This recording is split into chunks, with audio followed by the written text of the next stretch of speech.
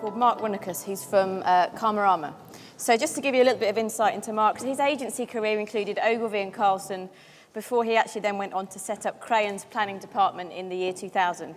Crayon became Karmara in July 2012, and Mark's client experience includes BT, Nissan, British Airways, American Express, Honda, IBM, Mercedes, Sainsbury's and AT&T. Chairman of the DMA Awards Committee and a full member of the Market Research Society, Mark joins us this afternoon to talk about the hotly anticipated topic of big data and how your business can benefit from it. Welcome to the stage, Mark.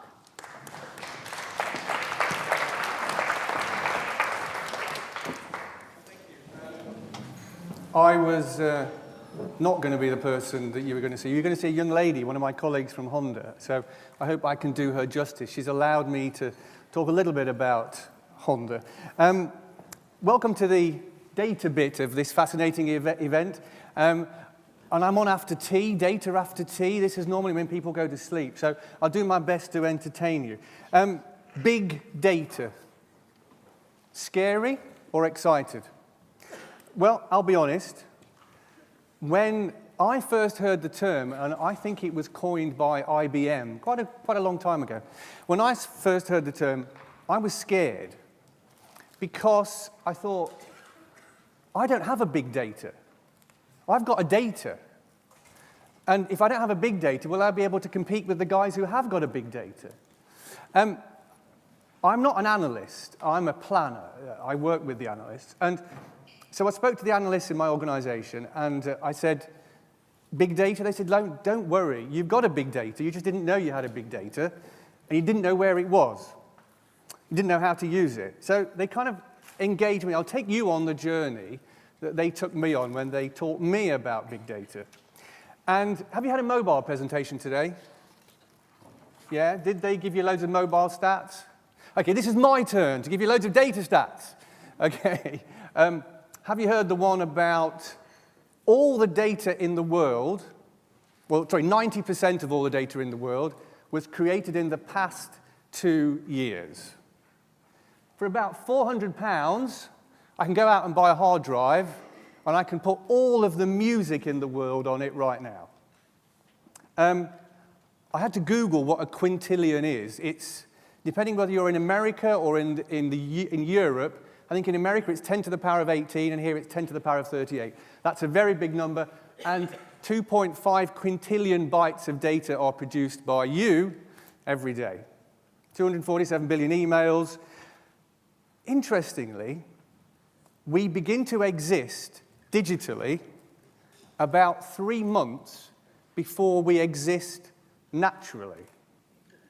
That's because if you've got kids, you're sticking the scans on the internet, you're talking about you're going to go for the scan and stuff like that. So your kids will be at least 3 months older than the rest of us in terms of their natural age. So loads of statistics I could give you. I think the interesting thing is that of all the data out there in the world, only about 0.5% of it right now is being used for analytical purposes.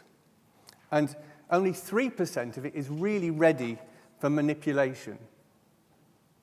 My analyst chums also told me a lot about how big data is doing great things out in the real world, away from the marketing world. And maybe we can learn something from what's happening out there.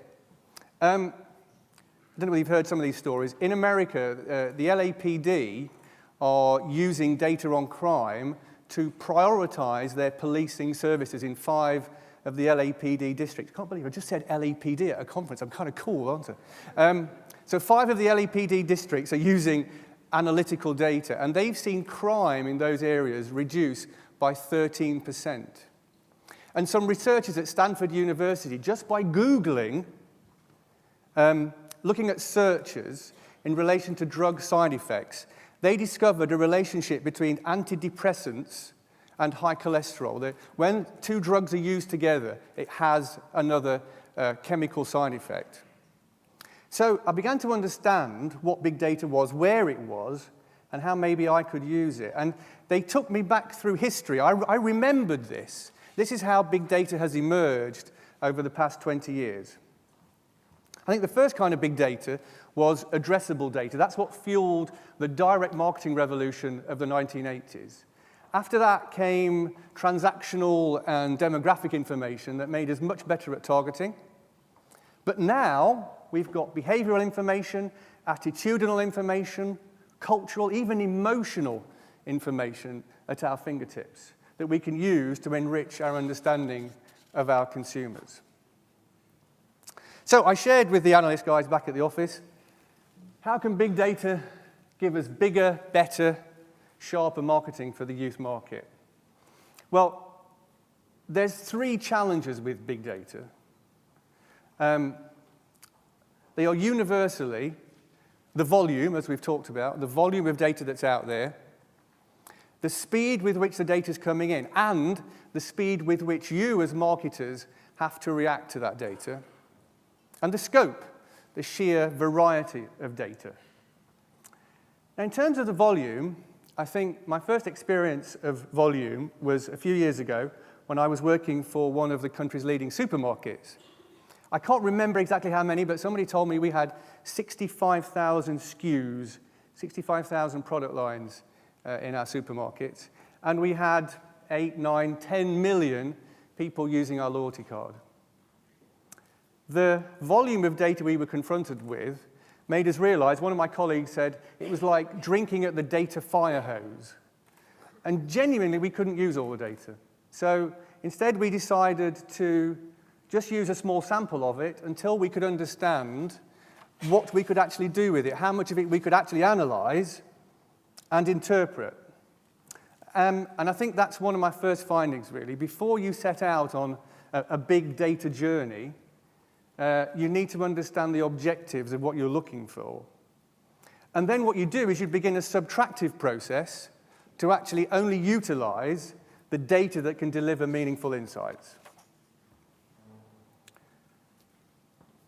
Speed, obviously, is something that we're all living with these days. Our lives are getting much, much faster.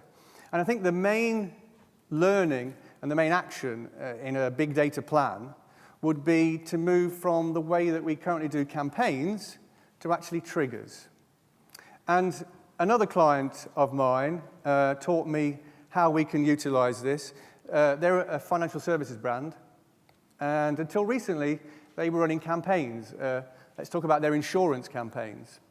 And they would run a quarterly campaign for insurance, and you can imagine that every quarter, the vast majority of people weren't ready to buy their insurance. But they found they had access to consumer transactional information. And let's just take one very simple example, which was pet insurance. And so what they do now is they look at the shopping basket, and when they look at somebody who's never bought pet food before, they start buying pet food. I bet you've got a pet.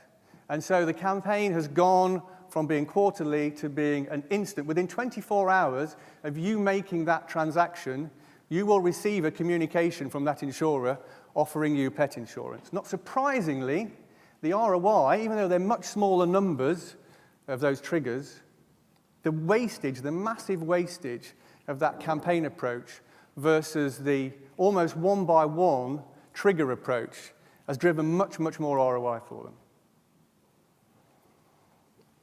I think the youth market has the fantastic opportunity and the greatest challenge in terms of the breadth of data that we have available to us. And it's not just data coming from the devices that we've got here. It's the data about the way that we manipulate devices. Devices will be talking to each other, and the way they interact with each other will all be providing a richness that we've never previously thought possible. Just one word, we shouldn't consider the data coming from digital sources in isolation. We have to, as part of our big data plan, think of data coming from all kinds of places. What we do in my organization, when we're confronted by this scope, is we have a process of bringing all the data together to make it meaningful. We call it going from chaos to collisions. Because what you'll be doing in most instances is combining statistical analysis with some very fuzzy logic, I can tell you, in order to get to the answers. And then, clearly, that brings with it a richness of response. This is a very simple kind of campaign dashboard, but you can imagine that what you should be doing with your analytics these days is enhancing it with videos from your consumers, with sound bites, audio from your consumers, photographs from Instagram, all adding a new kind of real instant richness to the analysis that you previously thought was pretty dry, to be honest. So, before you embark on drinking from the fire hose of big data, I recommend you have a plan and address those three areas: the volume, the speed, and the scope. Have a smart plan. Don't think of it as big data, think of it as smart data, and restrict the amount of data that you actually are going to use. Speed, think about moving from campaigns to triggers, and you'll see your ROI increase quite dramatically, I'm sure. And if you are in the lucky position of having an amazing scope of data available to you, use your own collisions process to actually bring all the different data from different sources in different formats together. Let's go back to those smart objectives. The analysts I work with always tell me that as an organization for our clients, we must deliver at least 3 basic things when we're playing with big data. We must provide much richer segmentation and profiling to our clients. We've got to dig deep into customer journeys, and we're going to build some pretty sexy and exciting predictive models. Here's a segmentation. This is what Rachel from Honda produced, and it's for one of their customer groups. And this is using a fair amount of big data. It's not amazingly deep, but it has things like geodemographic data, media data, web analytics. There's secondary research data, social data, and some qualitative research data too. And specifically for the youth market, we've found that we must not think of consumers as individual units. Often with the youth market, we have to look at segmentations that take the whole family into account as being a family decision-making unit. Personally, this is where I get a little bit geeky, one of the most exciting things about big data for me is this stuff: new customer journeys. My media colleagues have been producing customer journeys for some time, and if I may be allowed a little criticism, they've been showing us how people have jumped from one media channel to another, which is great. That's important, helps you optimize your media spend and stuff like that. But as a planner, I really want to get inside the head of the consumer as he or she is making a journey, depending on which philosophy you agree, from thinking about buying a product to actually going to buy the product. It is not a linear journey, I'm sure you've seen. And this is one of the customer journeys we've produced for one of our clients. They're a large DIY retailer, and we've really got literally under the skin of consumers. The emotions she's feeling as she's thinking about doing up her flat, and the frustrations she has as she's going along, and the help she needs along the way, who she turns to for help. And that's just one segment. And that's really where I think that big data can bring our understanding of a consumer to life. What it charts is things like need states, and they're quite important to me as a planner. If I can understand a consumer's need states, then I can plan the communications to meet those need states and then more effectively sell my clients' products. Now, my analyst chums, if I get excited about customer journey stuff, my analyst chums get very excited about predictive models. I don't know how you make them, I just use them and I know that they work. But my favorite story is to show how clever predictive models can be, refers to the American food chain Target. Now, Target realized that one of their key markets in terms of improving ROI was young mums-to-be. And they wanted to identify young mums-to-be. They told their analysts, we want to have a go. The analyst said, we think we can identify them. We'll look through all the transactional data. And they identified 25 products that they would observe. And they could work out in the way that young women consume these 25 products, they could predict you're a mum-to-be. In fact, they could predict what trimester, I think the Americans call it, what trimester these women would be in. Well, I bet you know what happened. One day, a gentleman walked into the store in Minneapolis, clutching loads of coupons and offers, and he was rather angry, and he probably swore, and he said, "You've sent all this stuff to my teenage daughter. She's still in high school. This is ridiculous. You've got to stop this. So the manager apologized and sent the man away. He phoned head office, and a few days later, head office phoned the customer to apologize again. There was a long pause at the end of the telephone. The gentleman said, "I think I owe you an apology. My daughter wasn't telling me everything. She is pregnant." And so, and I'm not suggesting that you might do some scary Star Trek stuff like that, but it does show the power that data in predictive models can actually do for us. There are a couple of other things you need to do with your big data plan. You need a big data culture. I'm told that data will decay 50% over the next 5 years. I think that's wrong. I think it will decay 75% over the next 5 years. You need a plan to actually manage for that. You need the right kind of people in your organization too. I think as a start, whether you're a large organization or a small organization, you need 3 kinds of people. You need creators, people who will build the systems and manage the data. You need explorers, my analyst colleagues who will mine the data for you. And you need storytellers. I'm still trying to be a data storyteller. People who can explain what the data really means. Finally, if you thought big data was sexy, it might be, but I think it's actually going to be really financially important. Some of you may remember Interbrand from the 1980s, who pioneered the concept of brand valuation. I think data will be the next thing you will see on your balance sheet. And if you want to make your chief executive very, very happy, you can tell him that I think that the financial services industry is moving towards placing a value. At the moment, accountants sexily call it customer lists. But when a company is sold, the intangible assets of a company will include data. You want your data to be more valuable than your competitors, I suggest. So, to summarize, don't just think of it as big data, think of it as an opportunity, as smart data. Make sure you've got your smart data basics right. I encourage you to create a data culture, a data gathering culture, auditing all the consumer touch points where you know you can gather the right kind of data. And if that's not enough, use data to increase your shareholder value. Thank you for listening. Okay, we've got a question just down at the front, please. Hi. I can hear, go on. We were talking a little bit earlier about how much information young people put about themselves on Facebook, and I mean, you're talking about transactional stuff there, but where do you think the kind of the balance is between having so much data on a customer that they feel that it's intrusive and they feel rotten about it, and having so much data that actually they feel that you're enhancing their customer experience? Well, I think you've answered it yourself, haven't you? That if you, we always tell our clients that you've got to have a very transparent relationship with your customers. If you prove that you're adding value to their experience, I'm a bit cynical about the concept of consumers and relationships, but that's a whole different conversation.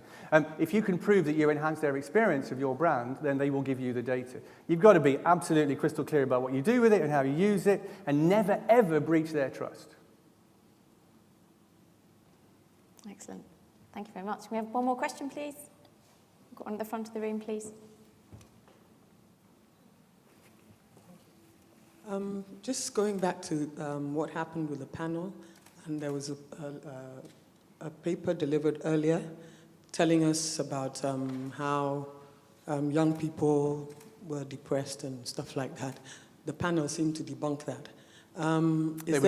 What were they depressed about? Sorry, I wasn't here. Well, I can't remember myself, but there was some issue about them being depressed, and then them saying, well, not so, maybe, but we shouldn't harp on it so much.